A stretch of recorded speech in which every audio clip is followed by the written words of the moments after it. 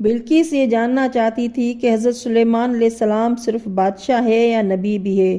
وہ یہ سمجھتی تھی کہ اگر وہ صرف بادشاہ ہوئے تو ہم ان سے مقابلہ کر سکیں گے، اگر نبوت کے بھی مالک ہوئے تو ان سے مقابلہ ناممکن ہوگا۔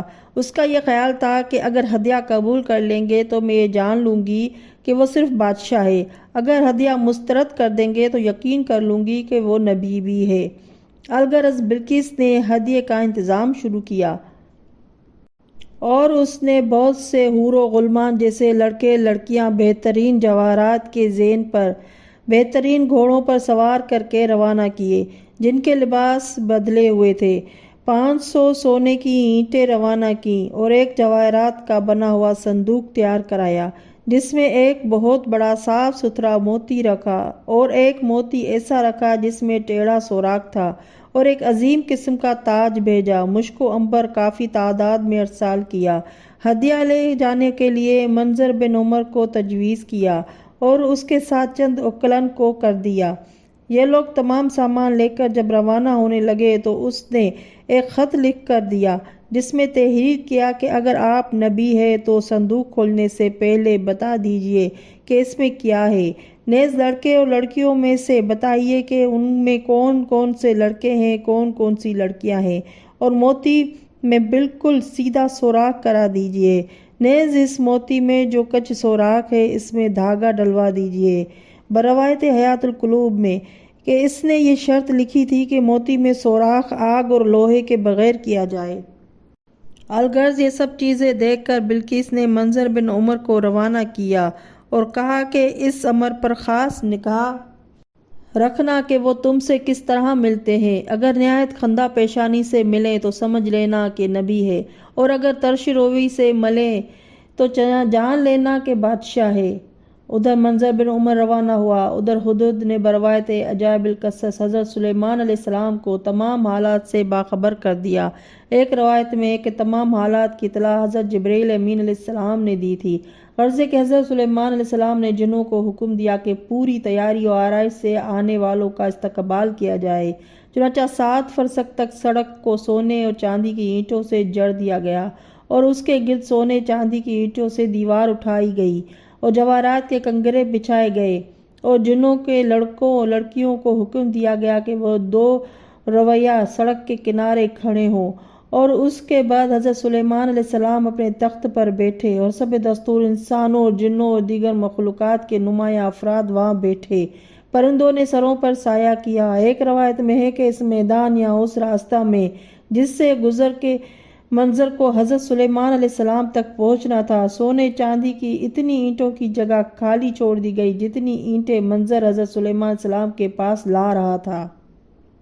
منظر تحفے تحائف لیے ہوئے اپنی جگہ سے روانہ ہو کر جب حضرت سلیمان علیہ السلام کے اس راستے پر پہنچا جو سونے اور چاندی کی اینٹوں سے جڑا ہوا تھا، اور اس مقام کی شان و شوکت دیکھی تو حیران ہو گیا۔ ناگہاں اس کی نگاہ اس خالی جگہ پر پڑی جو اتنی ہی تھی جتنی اینٹیں اس کے پاس تھی، تو اس نے سوچا کہ اگر میں یہ اینٹیں ان کی خدمت میں لے گیا تو ہو سکتا ہے کہ مجھے چوری لگنے کا الزام لگے۔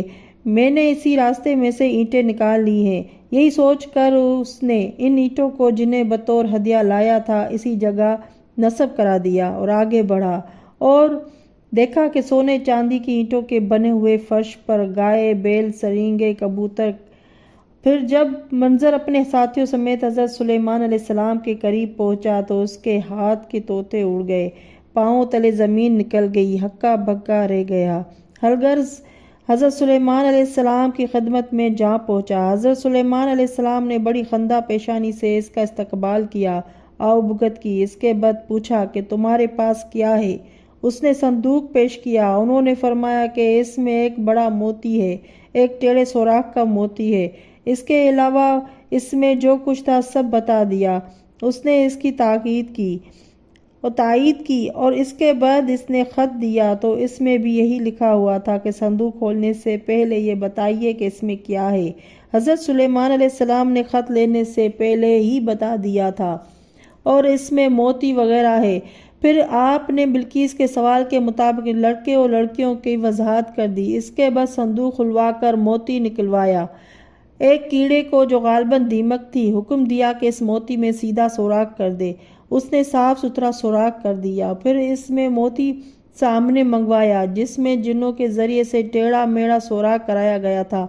آپ نے ایک کیڑے کو جو غالباً چیونٹی تھی حکم دیا کہ اس میں دھاگا پرو دے، چنانچہ اس نے منہ میں دھاگا لے کر اس میں گزرتے ہوئے پرو دیا۔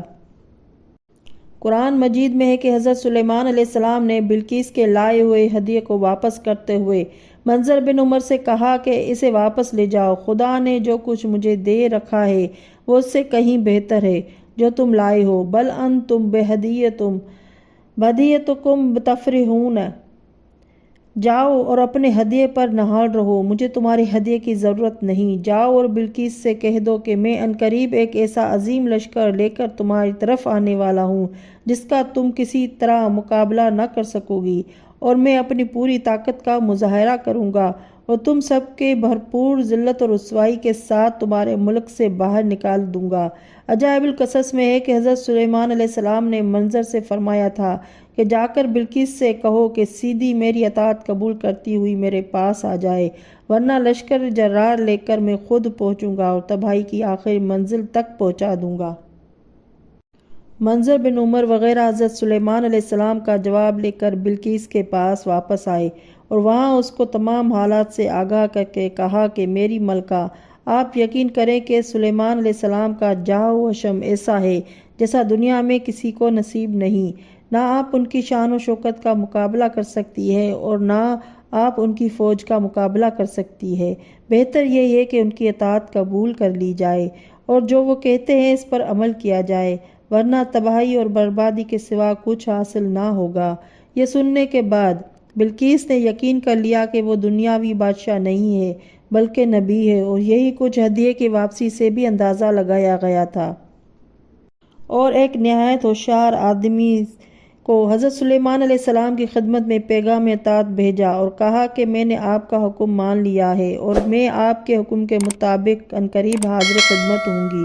بلقیس نے حضرت سلیمان علیہ السلام کی خدمت میں پیغام حاضری دینے کے بعد اپنی روانگی کا بندوبست کیا اور اچھی طرح سوچ سمجھ کر جلد از جلد ان کی خدمت میں پہنچ جانے کا فیصلہ کر لیا۔